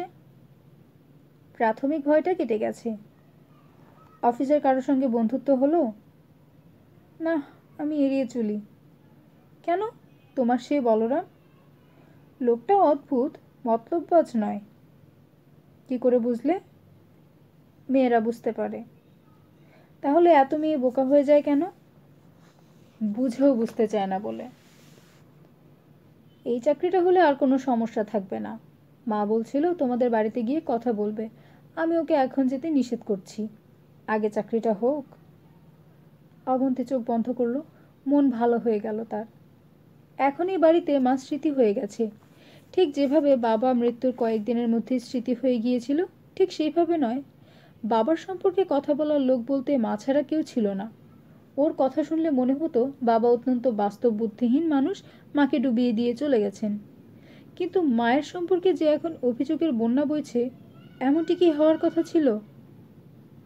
হ্যাঁ, বসন্ত বলতে পারে নিজের অন্যায় কে মনে রাখে, কিন্তু মা যে ওর বিয়ে মেনে নেয়নি, ওর বউকে এ বাড়িতে আনতে দেয়নি, এই অভিযোগ বসন্ত করতেই পারে। হেমন্ত যে দিদির টাকায় দোকান খুলেছিল, সেই দোকানের আয়ের সঙ্গে দিদির পাঠানো টাকায় যখন সংসার চলেছে, তখন এই সংসারে থাকার অধিকার বসন্তেরও ছিল। মা অন্যায়ভাবে তাকে বঞ্চিত করেছে। রত্নার মুখ খুলল পরের দিনই। এ বাড়ির বউ হয়ে এসে মায়ের কাছে কত যন্ত্রণা পেতে হয়েছে তাকে, তার বর্ণনা শুনতে হয়েছে অবন্তীকে। শাশুড়ির হাতে সংসারের চাবিকাঠি, এমনকি দোকানের বিক্রি বাটার হিসেবও হেমন্তকে প্রতি রাত্রে মায়ের ঘরে গিয়ে দিয়ে আসতে হতো। বাজার খরচ থেকে রত্নার জামা কাপড় মায়ের অনুমতি ছাড়া কেনা যেত না। ঈষৎ প্রতিবাদ করলেই শুনতে হতো, মুরত থাকলে নিজে রোজগার করে খরচ করো, আমার মেয়ের টাকায় ফুর্তি করা চলবে না। অবন্তী জিজ্ঞাসা করেছিল, আমি তো প্রতি মাসে আসতাম, আমাকে তোমরা বলনি কেন? বললে ঘাড়ে মাথা থাকতো, তোমার ভাই তো ওর সামনে কেঁচো। অবন্তী বলেছিল, ঠিক আছে, কিন্তু যে মানুষটা চলে গেছে তার আড়ালে এসব বলে লাভ কি? আজ বাদে কাল তো শ্রাদ্ধ। তোমাদের যদি তার সম্পর্কে শ্রদ্ধা না থাকে তাহলে শ্রাদ্ধ করো না। ও মা, শ্রাদ্ধ করবো না কি গো? মায়ের শ্রাদ্ধ না করলে পাড়ায় বাস করা যাবে? অনন্ত নরকবাস হবে, রত্না বলেছিল। অবন্তী হেসে ফেলেছিল। এইসব কথা শোনার পর মনে হয়েছিল যার সবচেয়ে বেশি বলার ছিল নিজেদের কথা বলে তার মুখ বন্ধ করে দিচ্ছে এরা। তাছাড়া মা বেঁচে থাকতে যখন সে কিছু বলেনি, তখন আর কথা বলে কী লাভ? হেমন্তকে ডাকলো অবন্তী। হেমন্ত এলে বলল, বস, তোর সঙ্গে কথা আছে। মায়ের শ্রাদ্ধ কিভাবে করবি? কিভাবে করব মানে? হেমন্ত অবাক। এখন লোকে দুভাবে করে, হয় মন্দিরে গিয়ে মূল্য ধরে দেয়, পুরুতমশাই দিনক্ষণ দেখে শ্রাদ্ধের কাজ করে দেন, নয় আগে যেমন বাড়িতে সব হতো তেমন। কোনটা করবি? বাবার যেমন হয়েছিল তেমনই হওয়া উচিত। উচিত? বাবার কেমন হয়েছিল মনে আছে তোর? তা কি করে মনে থাকবে? আমি তখন খুব ছোট। বাড়িতে হলে কত খরচ হবে? শ্মশান যাত্রীদের নিয়ে শখানেক লোক খাবে, আর পুরুতমশাই যে লিস্ট দেবেন তা আনতে হবে, একটা প্যান্ডেল আর ডেকোরেটর। কত? মনে হয় ১,০১৫-র মধ্যে হয়ে যাবে। তুই কত দিতে পারবি? আমি কোত্থেকে দেব? আমার দোকানের অবস্থা ভালো নয়, চাল ডাল দিতে পারি, সেটা কম নয়। বড়জোর ৫০০, তাই তো? বসন্ত দেবে বলে মনে হয় না। তুমি চাপ দাও। তোকে চাপ দিলাম, তুই তো ৫০০-র বেশি উঠালি না। অথচ তুই বড় ছেলে, মুখাগ্নি করেছিস, মাতৃদায় তোরও। এই সময় রত্না এসে দরজায় দাঁড়ালো। দিদি, বুঝতেই পারছো ১০০ জন লোককে খাওয়ানোর কি দরকার? শ্মশানেই তো ৩০ জন গিয়েছিল, আত্মীয় স্বজন পাড়ার লোকজন আছে, না খাওয়ালে বদনাম হবে। আত্মীয় স্বজন কারা আছে জানি না, পাড়ার কাউকে বলার দরকার আছে বলে মনে করি না। যারা মায়ের সঙ্গে কথা বলতো তাদেরই বলো। রত্না বলল, এ কি বলছো দিদি? আমার বাপের বাড়ির লোকই ১২ জন হবে, তাও দিদিদের শ্বশুরবাড়িকে বাদ দিচ্ছি, ওরা তো আমাদের আত্মীয় স্বজন। বুঝলাম, তাহলে টাকাটা আমাকে দিতে হবে। হেমন্ত রত্নাকে জিজ্ঞাসা করলো, বসন্ত নেই? ওকে ডেকে কোনো লাভ হবে না। অবন্তী বলল, ঠিক আছে, আমি দেব। টাকাটার জন্য আমাকে কলকাতায় যেতে হবে, আজ ৩ রাত্রি শেষ হবে, কাল সকালে আমি যাব। ওরা বেরিয়ে গেলে মাটিতে চুপচাপ শুয়ে পড়ল অবন্তী। কয়েক মিনিটের মধ্যেই বুঝতে পারল ঘরে কেউ এসেছে। চোখে হাত চাপা দিয়ে রেখেছিল, হাত না সরিয়ে জিজ্ঞাসা করল, কে? আমি। খুব নিচু গলায় কাবেরী জবাব দিল। উঠে বসলো অবন্তী। কিছু বলবে? আমার কিছু দেয়া উচিত। মাথা নিচু করলো কাবেরী। কি ব্যাপারে? অবাক হয়ে গেল অবন্তী। কাজের খরচ। তুমি কেন দেবে? উনি তোমার সঙ্গে যে ব্যবহার করেছেন তাতে তোমার কোনো দায় নেই, অবন্তী বলল। হাজার হোক, উনি আমার শাশুড়ি ছিলেন। আচ্ছা, তোমার নিজের কিছু নেই, বসন্ত ১ পয়সাও দেয় না, তুমি ভাবে কোথায় যে দেবে? কাবেরী জবাব না দিয়ে মাথা নিচু করে দাঁড়িয়ে রইল। কি হলো? আমার ২টো কানের দুল আছে, ৪ আনা সোনার, আপনার ভাই জানে না, সেটা বিক্রি করে। হঠাৎ অবন্তীর সমস্ত শরীর কাঁপিয়ে কান্না এলো। এ বাড়িতে আসার পর সে ১ ফোঁটা কাঁদেনি। এখনই বাচ্চা মেয়েটার সামনে নিজেকে খুব ছোট মনে হলো তার। মা যখন ওদের তাড়িয়ে দিয়েছিল তখন খবরটা সে পেয়েছিল, কোনো রকম মন্তব্য করেনি সে। বসন্তের উপর রাগ ছিল, সেটা বেড়েছিল মাত্র। মনে হয়েছিল মা যা ভালো বুঝেছে তাই করেছে, সে কেন নাক গলাবে? এ সংসারে কোনো ব্যাপারেই সে কখনো কথা বলবে না। আজ এই মেয়েটা। অবন্তীকে কাঁদতে দেখে অবাক হয়ে গিয়েছিল কাবেরী। সে কাছে এগিয়ে এসে বলল, দিদি। দু হাতে তাকে টেনে নিয়ে কাছে বসালো অবন্তী। শোন, আমি তোকে ১,০০০ টাকা দিয়ে যাচ্ছি, কাজের দিন তুই ৫০০ বের করে ওদের দিবি, বলবি দিদি তোর মেয়ের মুখ দেখে ওটা দিয়ে গিয়েছে, বাকি ৫০০ রেখে দিবি। তোর মেয়ে যেন কখনো না খেয়ে থাকে। আমি ঠিকানা দিচ্ছি, প্রয়োজনে জানাস। আর তোর ওই দুল আমি মেয়ের কানে দেখতে চাই, কখনো বিক্রি করবি না। সেই রাত, শেষ রাত। স্মৃতিরা যেন মারপিট করছে কে সামনে আগে আসবে। শক্তিগড় স্কুলের চাকরিটা তার হয়নি। ভালো ইন্টারভিউ দেওয়া সত্ত্বেও পাড়ের ক্যান্ডিডেট চাকরিটা পেয়ে গেল। ৪র্থ মাসে ঘটনাটা ঘটল। শুক্রবার স্টেশনে স্বর্ণেন্দু বলল, শোনো, তুমি বাড়িতে গিয়ে মাথা গরম করবে না। কেন, কি হয়েছে? আমি নিষেধ করেছিলাম, তবু মা তোমার বাড়িতে গিয়েছিল। তারপর? তোমার মা বলেছেন বাৎসরিক হওয়ার আগে তিনি মেয়ের বিয়ের কথা ভাবছেন না। আর এই ব্যাপারটা জানা সত্ত্বেও কী করে আমার মা প্রস্তাব নিয়ে আসেন সেটা উনি ভেবে পাচ্ছেন না। আমি মাকে বলেছি কথাটা অন্যায় নয়, গোঁড়া হিন্দুরা এসব নিয়ম মানে। অবন্তী বলেছিল, প্রথমটা বলে থেমে যাওয়া ঠিক ছিল না। আসলে অনেকে কোথায় থামতে হবে জানে না। বাড়িতে ঢুকে খামটা মায়ের হাতে দিয়েছিল অবন্তী। মা খুব স্বাভাবিক ব্যবহার করেছিল, ঘুণাক্ষরেও বলল না স্বর্ণেন্দুর মা এসেছিল। পরদিন দুপুরে খাওয়ার পরও মা কিছু বলছে না দেখে অবন্তী কথাটা তুলল। মা বলল, এর মধ্যেই খবর চলে গেছে তোর কানে? বাবা, আমি তো ভাবতেই পারি না। তুমি বলতেই পারতে বাৎসরিক না মিটলে তুমি রাজি নাও, কিন্তু ওইসব কথা বলতে গেলে কেন? কি কথা? উনি কেন প্রস্তাব নিয়ে এসেছেন তুমি ভেবে পাচ্ছ না? ঠিকই তো, অত বড় ধাড়ি মহিলার এটুকু কাণ্ডজ্ঞান নেই? ছি ছি ছি। তাছাড়া স্বর্ণেন্দুর সঙ্গে তোর বিয়ে দেব কি না সেটা আগে ঠিক করা দরকার। মা গলা তুলল। স্বর্ণেন্দু ছাড়া আর কাউকে আমি বিয়ে করব না। বেশ তো, করো না, কিন্তু এখন বিয়ে করা চলবে না। আমরা 1 বছর অপেক্ষা করব। 1 বছর? 1 বছরে তোর ভাইরা কত বড় হবে? রোজগার করে আমাকে খাওয়াবে? লজ্জা করলো না তোর কথাটা বলতে? আশ্চর্য, আমি বিয়ে করলে তোমাকে টাকা দেওয়া বন্ধ করবো নাকি? আমি কি করে বলবো? মা ঝট করে মুখ ফেরালো অন্যদিকে। কি করে বলবো মানে? তুমি জানো না? অবাক হয়ে গেল অবন্তী। সব জানা তো মিথ্যে হয়ে যাচ্ছে। মিথ্যে হয়ে যাচ্ছে? না তো কি, তোকে অনেক আশা নিয়ে বড় করেছি। মানুষটা চলে গেলে তোর মুখের দিকে তাকিয়ে আছি। যতদিন না এর উপযুক্ত না হচ্ছে, ভগবান তোর উপর দায়িত্ব দিয়েছেন।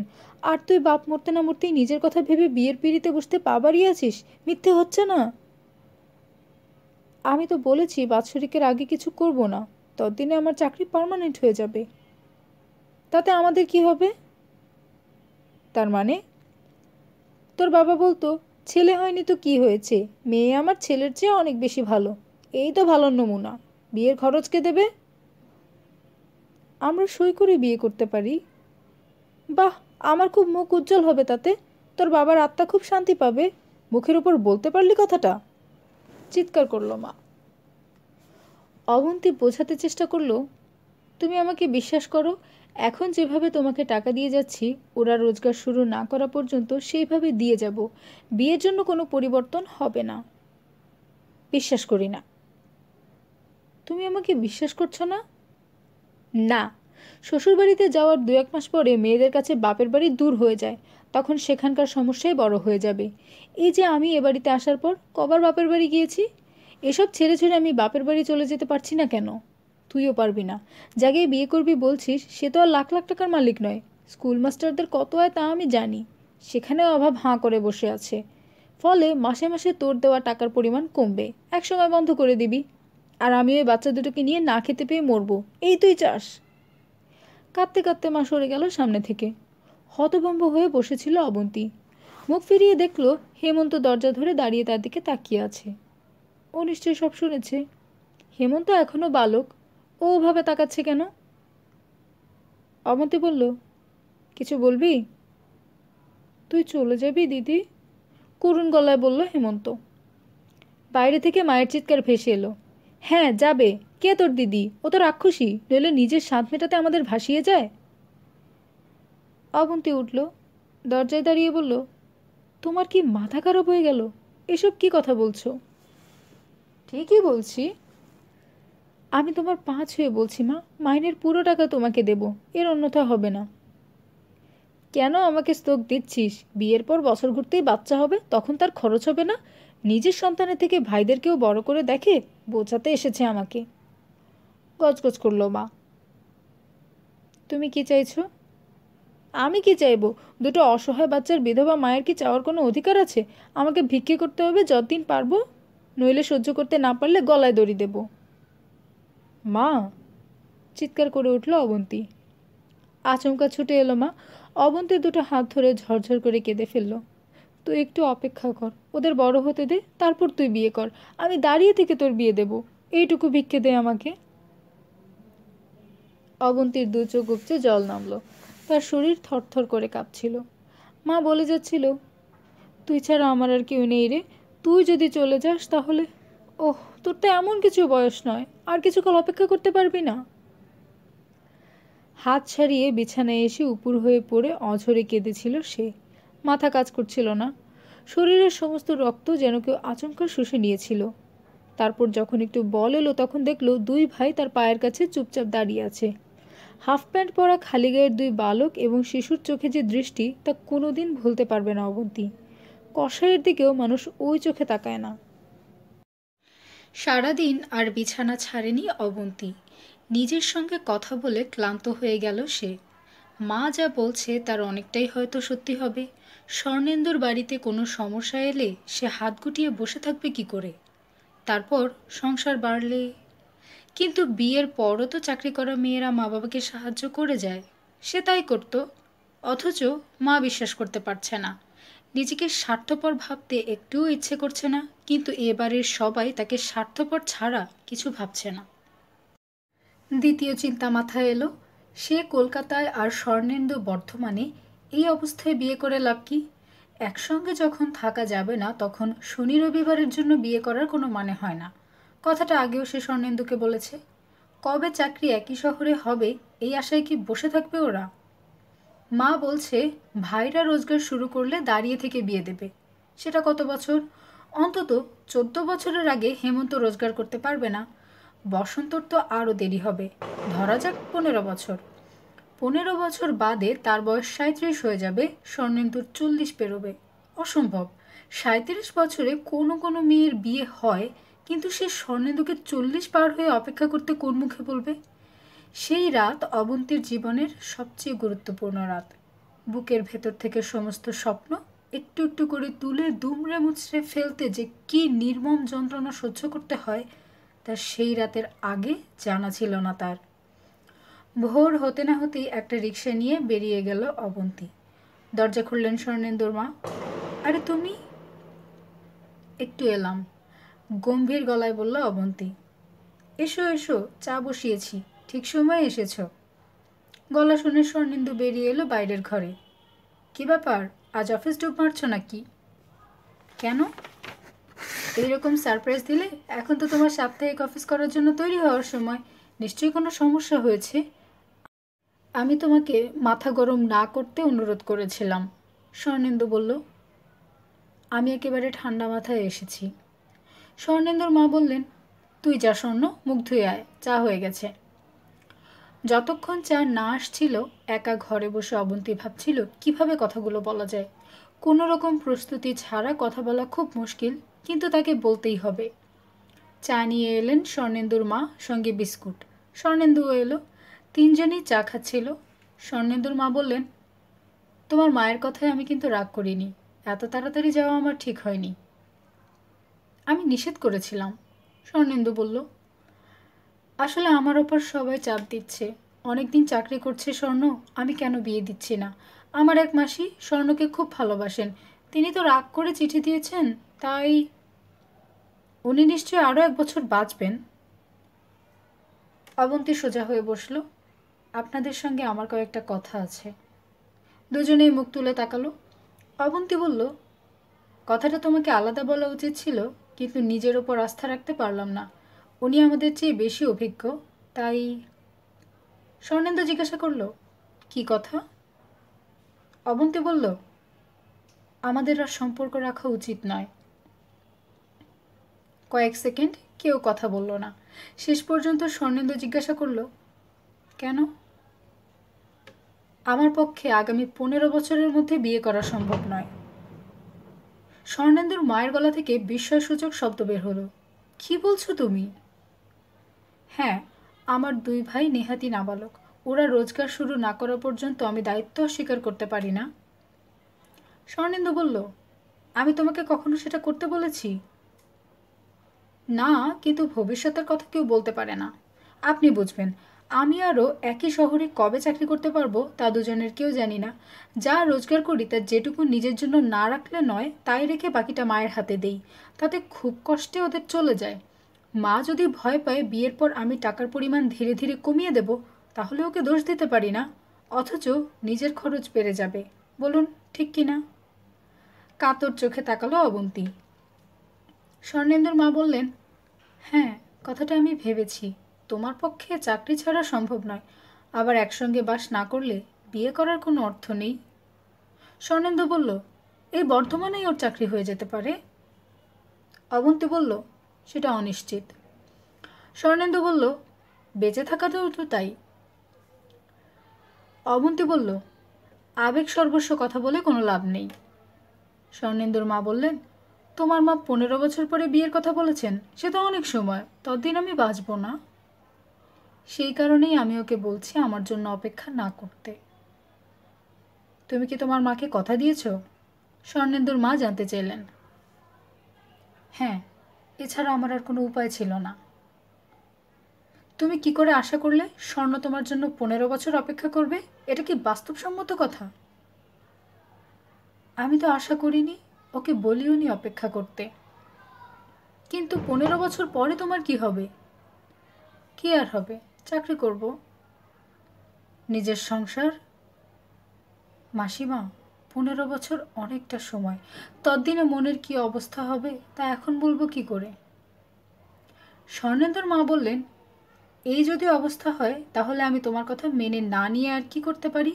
1-2 বছর অপেক্ষা করা যায়, কিন্তু 15 বছর? স্বর্ণেন্দু বলল, মা, আমাকে একটু ভাবতে দাও। স্বর্ণেন্দুর মা বললেন, তুই আর নতুন কি ভাববি? অবন্তীর ওপর আমার শ্রদ্ধা বেড়ে গেল। ব্যাপারটাকে ঝুলিয়ে না রেখেও বাড়িতে এসে সামনাসামনি আলোচনা করলো। অবন্তী উঠে দাঁড়ালো। আমাকে ক্ষমা করো। এসব কথা উঠছে কেন? স্বর্ণেন্দু উত্তেজিত হলো। একটা সাধারণ ব্যাপারকে বড় করা হচ্ছে অকারণে। আমি তোমার মায়ের কাছে গিয়ে লিখে দিচ্ছি, যতদিন বেঁচে থাকবো তোমার মাইনের একটা টাকাও আমরা নেব না। তাতে কি সুরাহা হবে? উনি নিশ্চিত হবেন? হবেন না। তাছাড়া বিয়ের পর প্রতিটি মুহূর্তে ও বাড়ির কথা চিন্তা করলে আমি ভালো থাকবো না। মাসিমা চান তোমার বিয়ে দিতে, তুমি ওর ইচ্ছে পূর্ণ করো, সেটা আমারও ইচ্ছে। অবন্তী বলল, তুমি হঠাৎ এমন বদলে গেলে কি করে? স্বর্ণেন্দু কথা খুঁজে পাচ্ছিল না। অবন্তী হাসল। আর একটা কথা, আগেই বলেছি নিজের প্রতি আস্থা খুব কম। তুমি আমার সঙ্গে দেখা করো না। অবাক হয়ে তাকালো স্বর্ণেন্দু। তোমার সঙ্গে দেখা হলে আমি দুর্বল হয়ে যাব। অবন্তী পা বাড়ালো।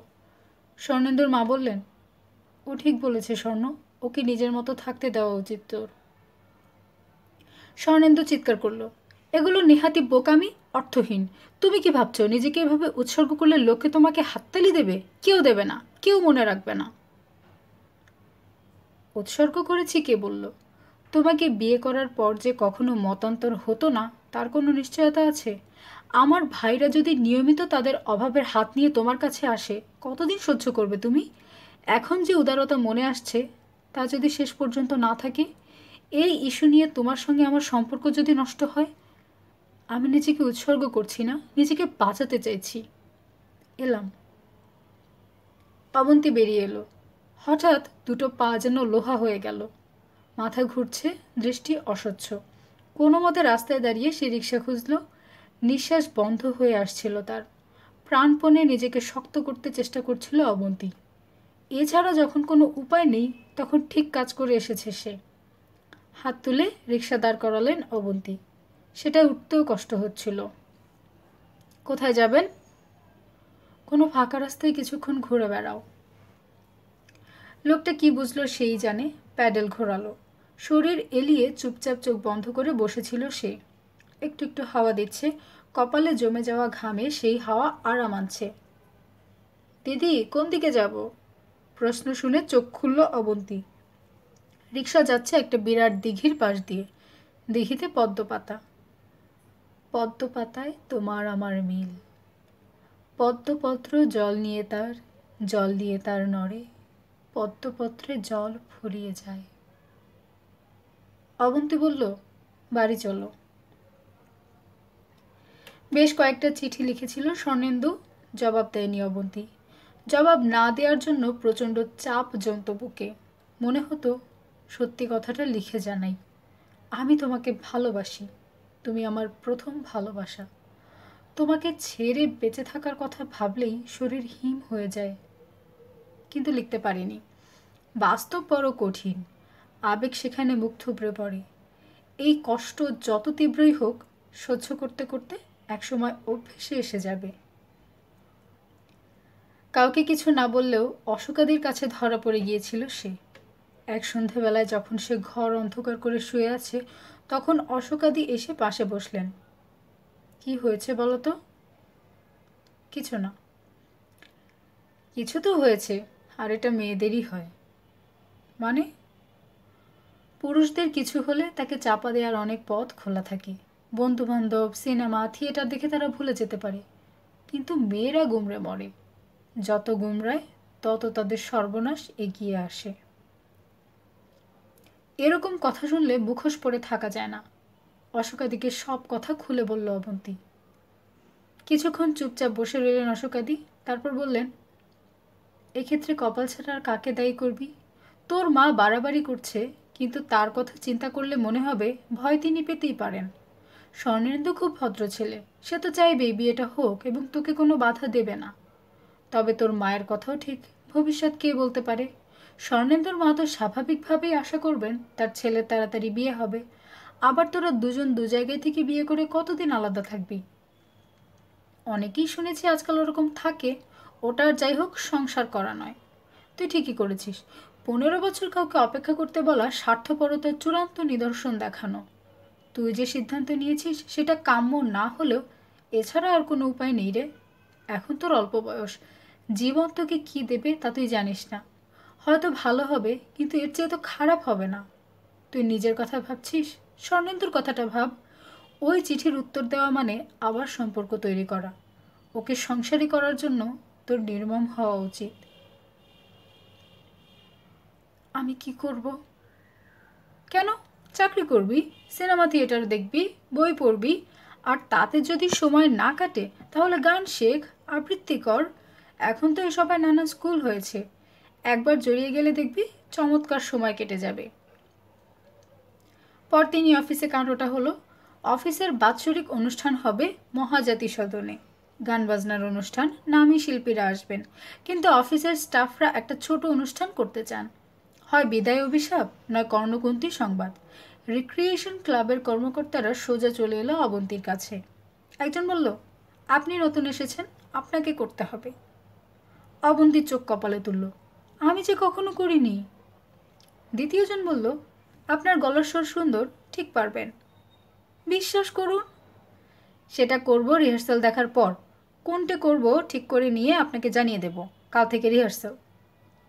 ওরা চলে গেলে মিস্টার সেন বললেন, ভালোই তো, শুধু অফিসার বাড়ি করলে কি বেঁচে থাকা যায়?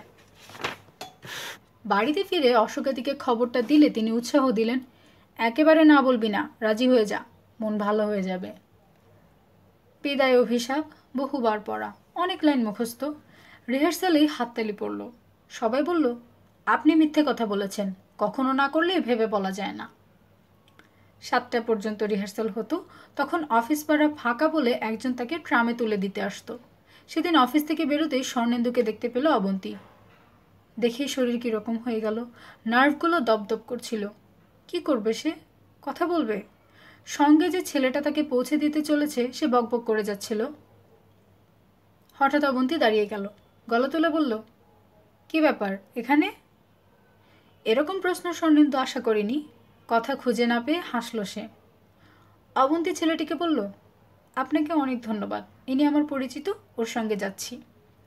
ছেলেটি স্বর্ণেন্দুর দিকে একবার তাকিয়ে ফিরে গেল। অবন্তী বুঝল আজই এ নিয়ে গল্প তৈরি হবে। আমি গতকালও ফিরে গেছি 6টা পর্যন্ত অপেক্ষা করে, স্বর্ণেন্দু বলল। কিন্তু তার তো কোনো কথা ছিল না। অবন্তী হাঁটতে লাগলো। আমি অনেকগুলো চিঠি লিখেছিলাম। জানি। তুমি একটারও জবাব দাওনি। ঠিকই। কেন? জবাব দেওয়ার তো কিছু নেই। অবন্তী, শোনো, তুমি এভাবে আমার সঙ্গে দেখা করো না। কেন? আমি চাই না আমাকে নিয়ে কোনো গল্প তৈরি হোক। আমি এখানে একা থাকি। একা যেসব মেয়েরা থাকে তাদের সমস্যা অনেক। কিন্তু আমার সঙ্গে তো তুমি প্রথমেই অফিসে এসেছিলে। সেটা অতীত, কেউ মনে রাখবে না। কেউ না রাখুক, তুমি যে রাখছো না তা বুঝতে পারছি। বেশ, তাই আমি তোমার কাছে আবেদন করেছিলাম যে আমাকে দুর্বল করে দিও না, তবু তুমি। অবন্তী, আমি স্কুলের চাকরি ছেড়ে দিয়ে কলকাতায় চলে আসতে পারি। এখানকার একটা কাগজে সাব এডিটরের চাকরি হতে পারে। তারপর আর তো কোনো সমস্যা থাকবে না। তোমার মা রাজি আছেন? রাজি করাতে হবে, তবে কলকাতায় খরচ বেশি, বড় ফ্ল্যাট নেওয়া যাবে না, কাগজটা মাঝারি, বেশি মাইনে পাওয়া যাবে না, তাই মাকে এখনই নিয়ে আসা সম্ভব হবে না। তুমি স্কুলে যা পাও তার চেয়ে কম পাবে? হ্যাঁ। স্বর্ণেন্দু, ঘুরে দাঁড়ালো অবন্তী।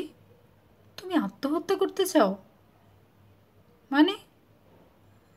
কলকাতা বড় নির্মম জায়গা, আমি একটা পয়সাও দিতে পারবো না। অভাবের হাঁ মুখ চারপাশে থাকলে আর যাই হোক সম্পর্ক স্বাভাবিক থাকবে না। আমি এটা চাই না স্বর্ণেন্দু। চমৎকার, একেবারে কলকাতার মানুষের মতো কথা বলছো। কলকাতার মানুষ? হ্যাঁ, যারা স্বার্থ ছাড়া এক পাও চলে না।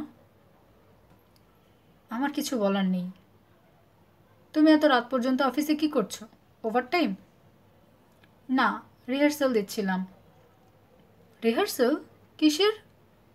অফিসের নাটকের। বাহ, বেশ ভালোই আছো দেখছি। তুমি আর কিছু বলবে? তোমার তো শোনার আগ্রহ নেই। অনাবশ্যক বিদ্রূপ সহ্য করা আমার পক্ষে সম্ভব নয়। এই ছেলেটিকে?